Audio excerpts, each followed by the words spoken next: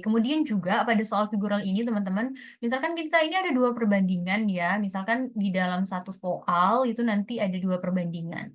Biasanya kita itu diminta kita bisa lihat apakah gambarnya ini miring ke kiri semua atau misalnya gambarnya berputar gitu ya, ke kiri, kemudian, ke bawah, ke kanan, ke atas. Itu kan satu aspek saja nih yang kita amati gitu ya di dalam soal gambarnya. Tapi, kesulitan yang saya dapatkan itu teman-teman, jadi di dalam satu soal itu misalkan ini polanya kita bagi 4 lah ya, misalkan kita bagi 4 gitu, yang satu nih ke kiri, ke bawah, kanan, atas gitu. Tapi nanti di bagian soal ini nanti, itu tuh ada yang ke kanan juga, jadi ada 2 bentuk gambar yang harus kita amati sekaligus gitu ya teman-teman. Itu tingkat tingkat kesulitannya sih yang menurut saya itu kalau misalnya saya belajar di YouTube saya juga belajar dari YouTube ya teman-teman untuk, persiapan yang tahun lalu itu saya kesulitan untuk mencari, bentuk dari analoginya ini, dari soal analogi ini yang mirip-mirip teman-teman. Jadi, coba nanti ya saya carikan dulu soal-soal yang mirip-mirip itu yang seperti apa ya teman-teman. Oke. Selanjutnya, nanti kalau misalnya waktunya cukup dan kemudian materi-materinya terkumpul, insya Allah kita akan share di YouTube Konser. Kalian tungguin ya, dan jangan lupa subscribe dan dukung channel ini supaya kami lebih semangat untuk memberikan informasi-informasi terkait SKD CPNS tahun 2024. Oke, selanjutnya ini adalah tentang TKP. TKP ini soalnya itu mirip-mirip ya, menurut saya mirip-mirip dari tahun ke tahun gitu ya. Tapi untuk soal TKP ini kalau saya tidak salah ya teman-teman, ini seingat saya gitu ya, itu kan ini ada ya, ingat ini menilai penguasaan pengetahuan untuk mengimplementasikan gitu ya. Ada tentang pelayanan publik, jejaring kerja, sosial budaya. Jadi nanti di soalnya itu, sudah dikasih tahu nih di bagian kanannya kalau nggak salah, di bagian kiri atas kalau nggak salah itu tentang pelayanan publik gitu ya. Jadi, kalau untuk TKP, kalau saya tidak salah, itu diberikan informasi tentang, soal ini tentang pelayanan publik kah, jejaring kerja kah, atau sosial budaya kah? Atau kemudian teknologi informasi, profesionalisme, atau anti radikalisme. Jadi ini mungkin cukup membantu karena di soal TKP ini anggaplah gitu ya, anggaplah kita dengan yakin itu, diberikan informasi tentang jenis-jenis soal yang akan diberikan. Jadi misalkan soal ini tentang pelayanan publik.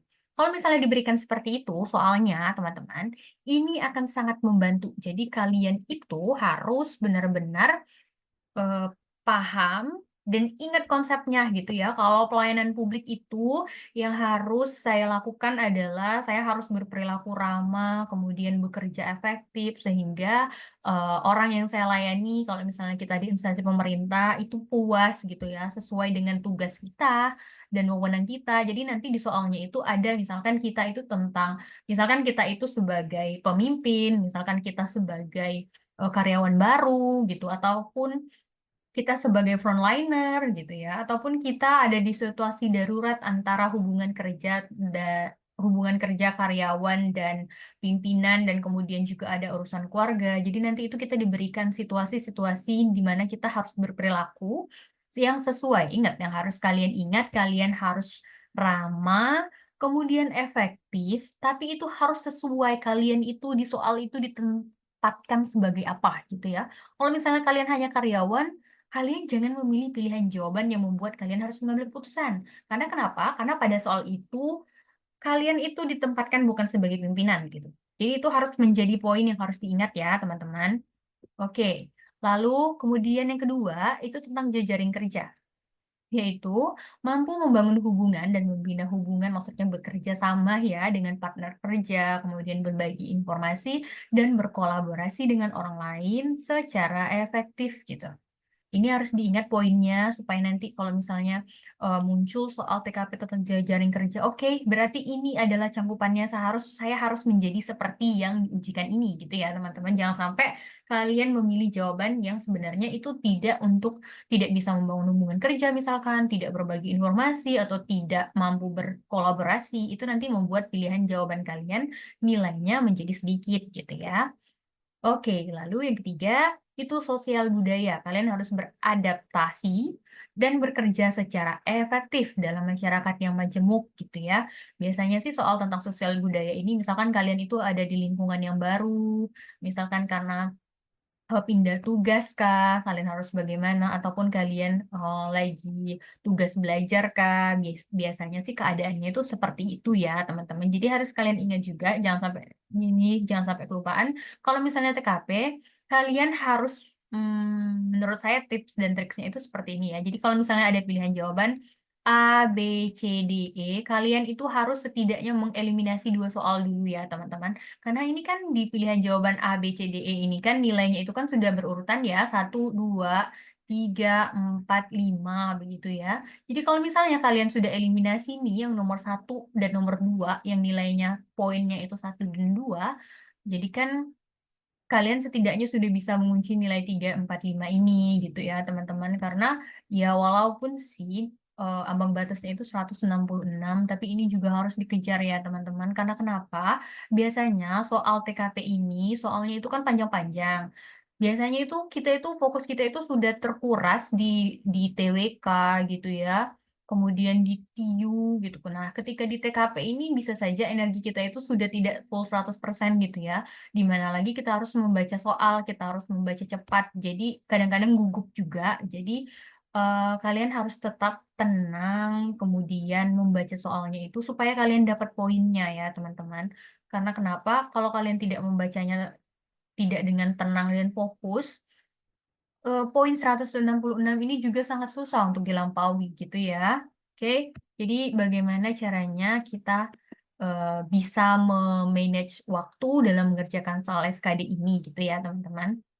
Oke, kemudian yang keempat, di kisi-kisi TKP ini adalah teknologi informasi dan komunikasi.